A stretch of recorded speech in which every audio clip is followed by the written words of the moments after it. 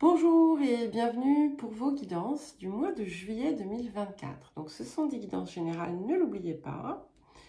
Donc ne prenez que ce qui résonne avec vous.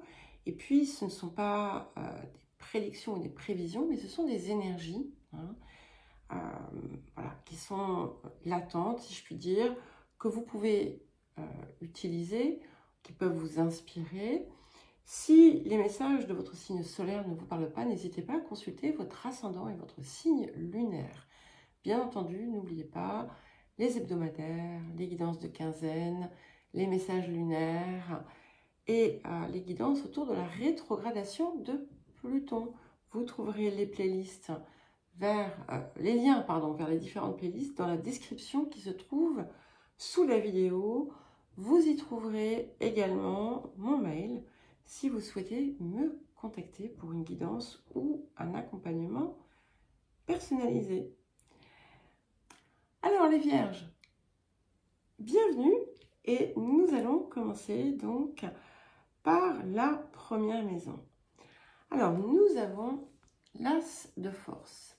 Donc ici on est vraiment dans un petit peu comme une appropriation en quelque sorte d'un nouveau pouvoir, comme une expansion de votre personne, de votre personnalité, l'accès à une dimension supérieure.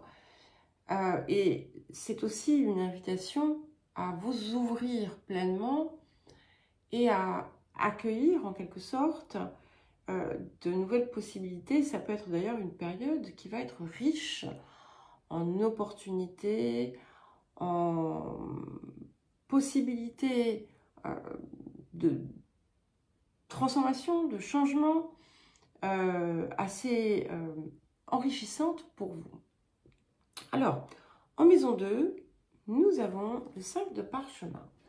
Donc ici, la maison 2, c'est tout ce qui a trait à l'argent que l'on gagne, mais c'est aussi, ça peut être aussi le corps, la façon dont on s'alimente, etc. Avec ce 5 de parchemin ici, je perçois, là encore, une multiplicité d'options. Alors, pas forcément des opportunités, même si on peut y voir des opportunités. En fait, ici, on vous invite à ne pas vous restreindre à un cadre.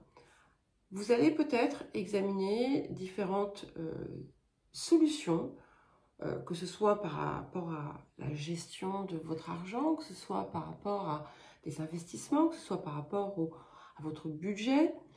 Il peut y avoir aussi des papiers, des contrats, des négociations. Ça peut aussi vous apporter des possibilités supplémentaires d'accroître vos ressources. Alors, en maison 3, donc tout ce qui peut être en lien avec la fratrie, avec les amis proches, avec les déplacements également, les études, plutôt les petites formations. Et ici, c'est aussi des nouvelles. Hein. Nous avons l'As de clé. On est quand même, c'est notre deuxième As. Hein. Et la carte de l'architecte, ici, elle peut éventuellement parler d'un projet avec des proches, quelque chose que autour duquel on communique aussi par rapport à justement un projet ou quelque chose que l'on cherche à construire. Ça peut, ici aussi, on a cette idée d'accroissement, d'enrichissement de quelque chose qui va avoir une portée bien plus importante que celle que l'on perçoit dans l'immédiat. Et encore une fois, ça peut être tout simplement des échanges, des communications qui s'opèrent, qui se font. Alors, en maison 4, ok, nous avons le 8 de force. Donc, c'est la carte de l'éclair. Donc, on a ici quelque chose qui vient peut-être remettre en question votre lieu de vie, votre foyer. Il y a quelque chose qui pourrait prendre fin de façon assez soudaine pour quelque chose de nouveau. Ça peut aussi être voilà, une décision un peu subite, soit que vous prenez, soit qui est prise pour vous, qui peut vous concerner directement, qui peut aussi concerner un parent, plutôt la mère, mais pas nécessairement.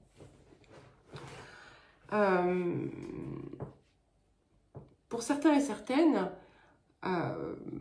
peut-être que vous allez décider de façon assez soudaine de changer de lieu de vie, par exemple.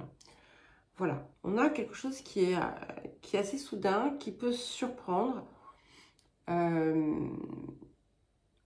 Parfois, pas toujours simple à vivre, mais en fait, qui va vous apporter bien plus. Alors, en maison 5, nous avons l'arcane 6, le médecin divin. Ici, ça peut parler de quelqu'un qui a quelqu'un d'important dans votre vie, qui peut avoir un effet guérisseur sur vous. C'est vous aussi qui êtes dans un processus quelque part de guérison, et ça parle beaucoup de guérison émotionnelle, guérison de la partie du cœur. Ça peut aussi parler de créativité, et d'une créativité qui va avoir effectivement un effet là aussi comme un baume, mais un baume en fait voilà, va avoir une durée qui ne sera pas nécessairement sur le long terme, alors qu'ici on est sur quelque chose qui œuvre en profondeur. Ça peut indiquer aussi voilà, une créativité très inspirée. Pour certains et certaines, il peut y avoir quelque chose qui se décide autour d'une grossesse. Et voilà, il peut y avoir des examens ou des choses comme ça. En maison 6, nous avons le 7 de rose, le voyage. C'est une carte que vous avez eue régulièrement, les vierges, depuis au cours des derniers mois.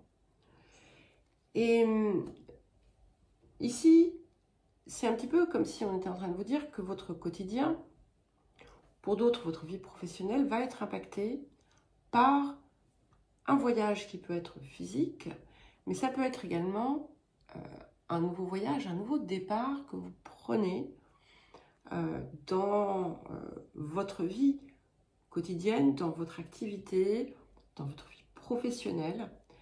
Et c'est quelque chose qui vient élargir vos horizons. Pour d'autres, vous allez peut-être tout simplement être amené à faire des déplacements dans le cadre professionnel ou faire des déplacements pour votre activité préférée. Vous allez peut-être aller faire un stage de poterie ou un stage de yoga à 800 km. Voilà. Donc, bien entendu, n'oubliez pas de prendre ce qui résonne. Mais il y a quand même quelque chose sur le fond qui va plus loin pour moi. Hein. C'est comme une nouvelle route, en fait, en quelque sorte, que vous êtes en train de tracer. Alors, en maison 7, super, nous avons le 3 de rose. Et la maison 7 va nous parler des autres, va nous parler de l'autre, va nous parler aussi de contrat. Ici, je vais le percevoir de façon plus globale. Et pour moi, ce sont les autres. Et ça peut nous parler d'un changement dans dans vos relations, dans votre façon de vivre les relations, dans votre façon de les aborder, et avec une part ouverte, un cœur ouvert, un chakra cœur ouvert. Il y a quelque chose d'heureux, il y a beaucoup de bonheur, beaucoup de joie. Donc il est possible que vous ayez des moments partagés avec d'autres qui vont vous illuminer, qui vont vous apporter beaucoup de satisfaction, beaucoup de joie. Alors, en maison 8, ok, deuxième arcane et deuxième bateau, d'ailleurs aussi, nous avons la carte l'arcane 17, le guetteur. Je voulais juste revenir à ce 3 de rose. C'est très cohérent finalement d'avoir le médecin divin en maison 5 et la maison 5 qui est aussi voilà, l'amour, la créativité, qui peut être,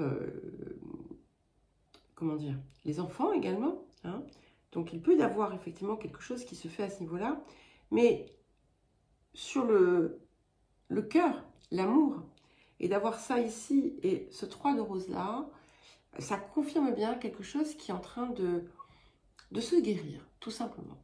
Donc, on revient à cette maison 8 avec le guetteur. Donc, alors, ce changement ne se fait pas sans peine. Il peut y avoir des pièges. Façon de parler, hein. Quand je dis piège, des tests. Il peut y avoir des choses à régler qui ne sont pas simples et qui vont vous pousser à affronter peut-être des zones qui chez vous sont un petit peu en souffrance, qui ont besoin de changer, ou vous avez peut-être besoin d'apprendre à gérer certaines situations différemment. Ça peut indiquer un risque de... Voilà, vous pouvez, dans ce changement que vous faites, ressentir comme un sentiment de perte. Mais on vous invite à ne pas vous arrêter dessus. En maison 9, nous avons la reine de parchemin. C'est intéressant parce que, avec cet as de force en maison 1, qui vous rapproche hein, aussi de votre part supérieure, de ce que vous pouvez recevoir, qui va vous aider dans votre expansion personnelle. En maison 9, on peut aussi être dans une dimension spirituelle avec peut-être un soutien, une femme. Ça peut être vous également, mais ça peut représenter un mentor ou quelqu'un qui vous guide, qui vous apporte des clés. Ça peut indiquer aussi quelqu'un avec qui vous avez des échanges, des communications, des papiers importants qui peuvent être en lien avec les hautes études, avec l'administration, avec tout type de choses juridiques ou notariées, ou en lien aussi avec l'étranger. Donc ici, c'est quelque chose aussi qui est extrêmement positif puisqu'on est sur un soutien qui vous guide. En maison 10, troisième arcane, nous avons la réunion karmique. Alors, on va pouvoir y voir deux choses. Il peut y avoir d'un côté, si on parle de la carrière, du développement, il peut y avoir vraiment une très forte opportunité, une rencontre en fait professionnelle, si vous travaillez, qui va être déterminante pour la suite. Ça peut aussi tout simplement indiquer une rencontre ou une relation existante qui vient passer à une dimension supérieure. Il y a l'idée aussi de quelque chose au-delà de ça, hein, qui nous parle de minutage parfait, de timing divin. Et ce qui est intéressant, c'est que pour les personnes là aussi qui travaillent, mais encore une fois, c'est pas forcément dans le travail, puisque c'est quelque chose qui peut impacter le quotidien. On a un 7 en maison 6 et on a un 7 en maison 10. Donc, ce que ça m'indique aussi, c'est que d'une certaine façon, vous êtes en train de vous harmoniser et c'est un petit peu comme si vous étiez en plus grande phase finalement avec votre dimension spirituelle. Et vous allez certainement ressentir très fortement une guidance accrue. En maison 11, nous avons l'arcane 4, quatrième arcane, cinquième arcane, pardon. Donc, c'est bête, la naissance, hein, il y a quelque chose de nouveau qui est en train, sur lequel vous êtes en train de travailler. Ça peut être un projet, ça peut être des choses que vous allez aussi prévoir avec vos relations, ça peut être la maturation en fait hein, de quelque chose qui va se mettre en place dans un avenir proche. Mais c'est là aussi quelque chose qui vient vous enrichir, qui vient vous nourrir. Ça peut indiquer des nouvelles connaissances, des nouvelles relations aussi qui arrivent dans votre vie. Alors, pour terminer la maison 12, et nous avons l'arcane 2, notre sixième arcane majeur. Donc, vous voyez quand même sur 12 cartes, on a quand même 6 arcanes majeurs, 2 as. Donc, c'est assez important pour moi ici. Et donc, la bibliothèque akashique ici confirme bien ce que nous avions avec l'as de force dans le champ akashique. C'est vraiment incroyable, hein, cette résonance, puisque la maison 12 va être aussi votre intériorité. Et on a un écho entre l'intérieur et l'extérieur.